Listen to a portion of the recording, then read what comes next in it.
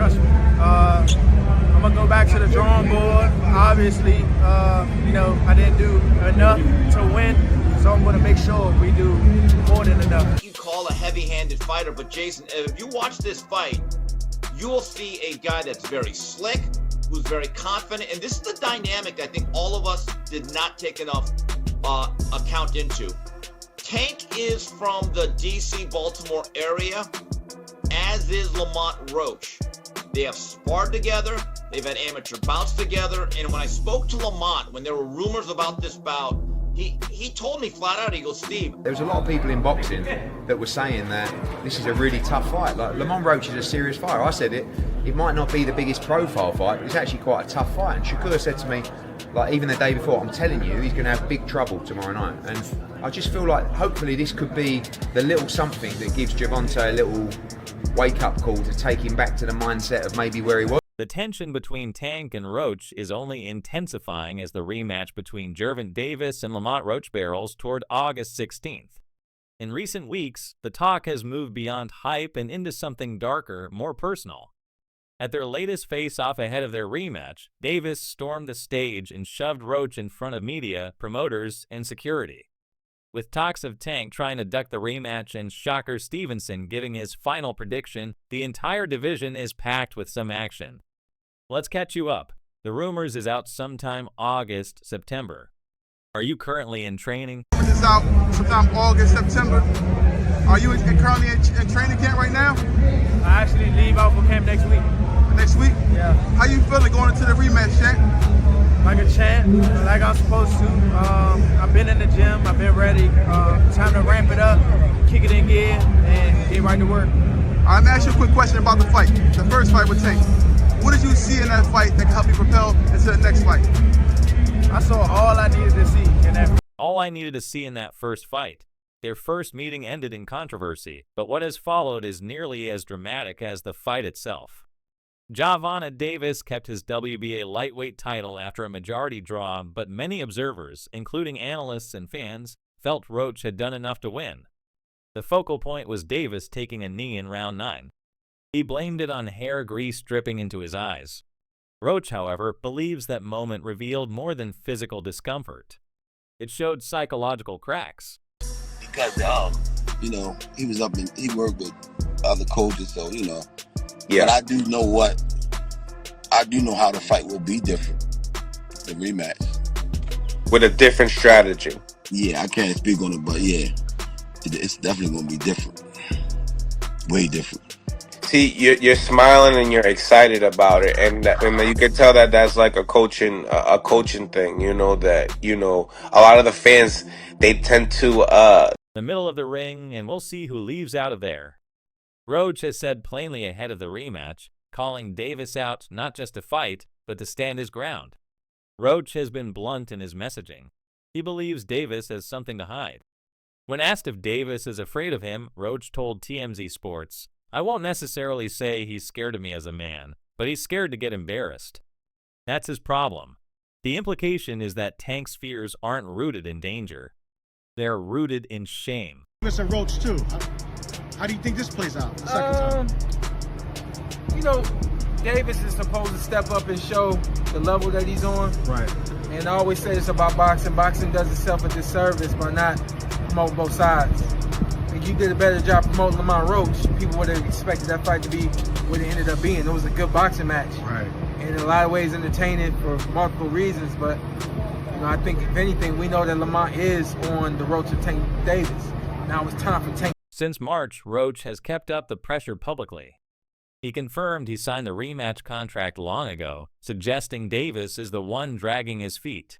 F you mean pushing? Roach wrote on social media, "My contract already signed and set for the immediate rematch. Only reason we don't fight is 'cause you scared." In Davis's camp, things have been more controlled, but his silence hasn't slowed the speculation. That brief moment at the press event where he lashed out physically gave the public its first visible confirmation that the situation has truly become volatile. Davis, in his recent post, is trying to let the world know he's going to be a completely different fighter. And as you see here, he's posting his black Nike boots. Now, technically, we usually say when you have Nike Air Force Ones, the black ones, that means some sort of bad energy. You gonna bring it. It's a thugging thing. And he's showing the Nike boots and saying it's time. He's going underground, and Lamont Roach. He's going underground, and Lamont Roach got it. There's also been tension with governing bodies. At one point, the WBA reportedly considered temporary suspension due to Davis allegedly hesitating to honor the rematch clause. The idea that a world champion might avoid a rematch with someone he fought to a draw has only added to Roach's claims. Yet, despite the heat, the date is set. Las Vegas, August 16th. Feeling going into the rematch, Shank? Like a champ, like I'm supposed to. I've been in the gym, I've been ready. Time to ramp it up, kick it in gear, and get right to work. I'm asking you a quick question about the fight. The first fight with Tank. What did you see in that fight that can help you propel into the next fight? I saw all I needed to see in that first fight. Trust me. I'm gonna go back to the drawing board. Obviously, I didn't do enough to win, so I'm gonna make sure we do. That fight that could help you propel into the next fight? I saw all I needed to see in that first fight. Trust me. I'm going to go back to the drawing board. Obviously, I didn't do enough to win, so I'm going to make sure we do more. Outside the ring, Roach is already planning what comes next. Boldly. After I beat Tank, I'm fighting the winner of Devin Haney and Brian Norman. There you go. I'm not going to say it again, Roach announced across his social channels. Y'all can clip it. Y'all can do whatever. That's what I'm doing. You heard it here first. It is a confident statement from a fighter many fans still view as an underdog. But Roach isn't worried about perception. He wants to control the narrative, and that includes who he fights after he deals with Davis. I think it's going to be a chess match. So I think Tank going to come in. I think his footwork is a little bit better than Roach. I think his movement, stuff like that, is a little bit better. So I think, if he, get Roach out of his rhythm, kind of get him off balance, Tank gonna get him out of there. Not saying Tank can't knock him out now. Don't get it twisted now just because he didn't knock the dude out or whatever. No, don't think he can't. Like I said, I get Roach's props, man. Nothing bad to say about the guy. Haney didn't take the comment seriously. In fact, he laughed it off publicly. According to people close to Haney's team, if he beats Norman, he'll be eyeing far bigger money fights, potentially a rematch with Ryan Garcia or a clash with Teofimo Lopez. Roach, while technically skilled and hard to outbox, doesn't command the same attention or appeal to mainstream fans. And at 135 pounds, his lack of knockout power makes him a hard sell for pay-per-view. Turki Alalshik, the influential Saudi sports official who's recently had a hand in matchmaking top-level boxing events, has not indicated any plans to involve Roach in a high-stakes 147 pounds bout. The reason why I say this fight needs to happen again because both fighters have something to prove. I just saw a tweet from Gervonta Davis saying that he was going to activate the rematch. Is it going to happen? I don't know.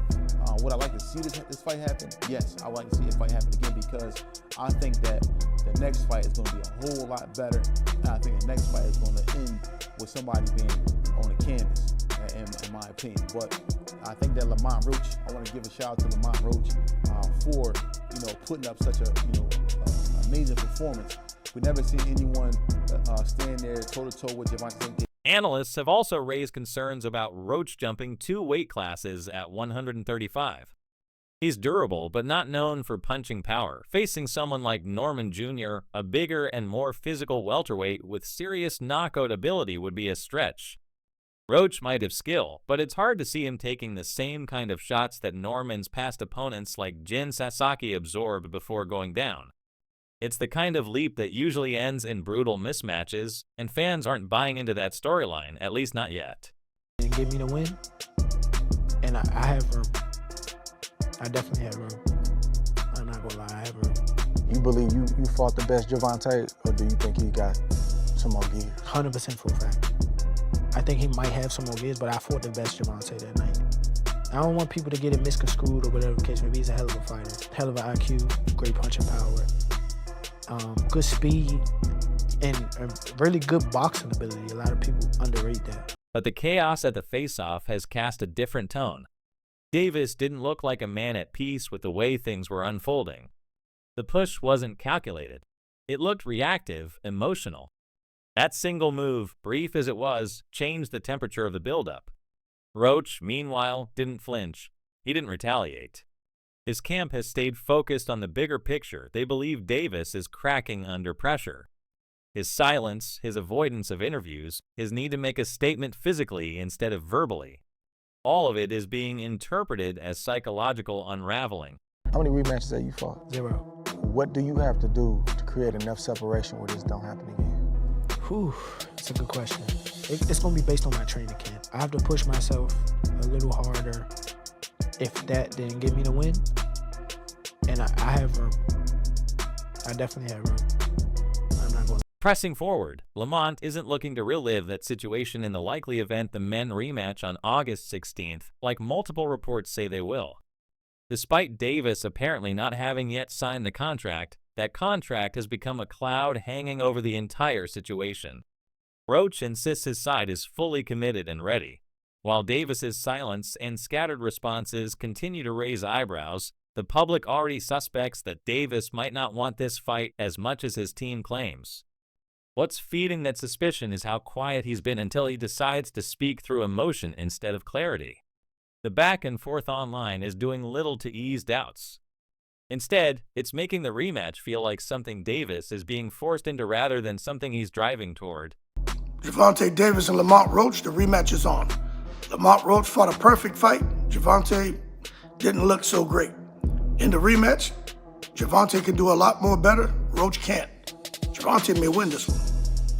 As for whether Tank fears fighting Lamont again, Roach Jr. thinks there's something to it. He's not trying to frame Davis as a coward in the traditional sense, but he believes the pressure of expectation and image is getting to him.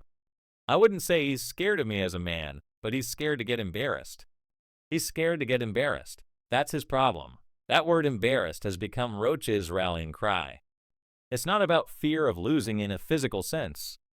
It's fear of losing publicly in a fight that's already viewed as a verdict on what happened in March.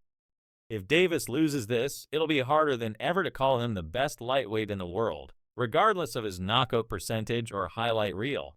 Loves to come there and entertain the fans. He's not there to play around. He's trying to smoke you. That's what life's supposed to be about. Roach is not just your average everyday opponent. Roach is a person who knows Tank, who's been around Tank his whole life. This is a different fight. You can't put Roach to the side like that. I'm sorry. Now, I'm not saying that he's going to win the fight. I don't know that. But Roach cannot be this underrated like that. You understand? You got to understand that Roach came from basically the same ecosystem as Tank came from. Roach is a very formidable opponent.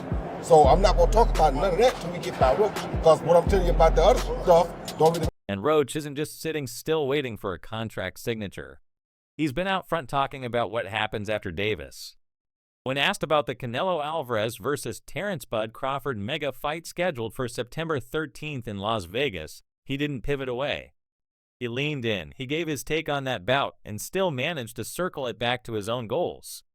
Roach is thinking ahead, trying to position himself in conversations well beyond the Davis rematch. He's already said publicly that once he beats Tank, he wants the winner of the November clash between Devin Haney and Brian Norman Jr. It's ambitious and maybe unrealistic to some, but it's also the type of claim that makes headlines, especially when confidence is matched by action. That kind of forward motion has started attracting other big names too. Shocker Stevenson, the current WBC lightweight champion, has inserted himself into the conversation. Gervonta had a bad night. I look for a tough fight in the next fight, but I still see Gervonta winning. I think Gervonta will win in a little easier this time. But Roach is a heck of a fighter. He's going to give everybody a hard, anybody that fights is going to give a hard time. But I do think that Davis had an off night. I spoke to Eddie Hearn and he said he wanted to make the Shakur Tank fight straight away. Obviously now Tank's going into the rematch. That won't happen yet, but when it does happen, Eddie's still adamant that could happen. Speaking to Co-Artist Sports, Stevenson admitted that this time he's leaning toward Roach. Tank's a hell of a fighter. Lamont is a hell of a fighter. Hopefully me and him / the winner can make the fight happen, he continued. I like Lamont in the rematch. For those who don't know, Stevenson and Roach have trained together before. I sparred with Lamont, and I knew that he was a good fighter. He helped me get ready for the Oscar Valdez fight, and I knew his style with Tank style, what he was going to be able to bring to the table. They're both good fighters, and it's going to be a hell of a fight. Truthfully, it was the same Tank we've seen throughout his entire career. He's the same fighter, and he'll be the same throughout his career. How you think the one coming up with I Tank hope he and don't Roach? fight Lamont, actually. Like, I hope he don't get in the ring with him again. Because at the end of the day, if he lose, it's just going to look bad on the fight with me. So, it's going to look like somebody else already did it. I want to You want Tank to knock you out, yo. I ain't even gonna lie to you. I heard him say it before. I ain't say like, yo, I want to fight Tank, and that's nice, but why do you want Tank to knock you out so bad? Like, Look. That sound good. That sound real good, but she's too little. Too little. I promise you. But while Roach, Stevenson, and even Haney are all speaking clearly and often, Davis is drifting deeper into a fog of cryptic statements. In a post that lit up X, Davis wrote, "I don't care for boxing. Y'all can have the #1 spot." Coming from a fighter who has built his entire image around being untouchable and dominant. It hit hard. People immediately wondered if he was hinting at retirement. He followed up with a slew of confusing messages like, "We will visit that house in Upper Marlboro." There's no clear meaning behind it, but it's part of a pattern that makes it harder to believe he's locked in on Roach. People just don't like Tank to a point where any little thing, just because he ain't knock him out, he probably feel as though that he lost and he didn't, or it was a draw. You know, I feel like Tank was doing a lot of smart things in the beginning, moving a little bit too much, but I feel like he was still like frustrating him and things like that. And I think Tank did a good job. Like, he looked sharp to me. And I don't know, people just be talking. You know, at the end of the day, you can't please everybody.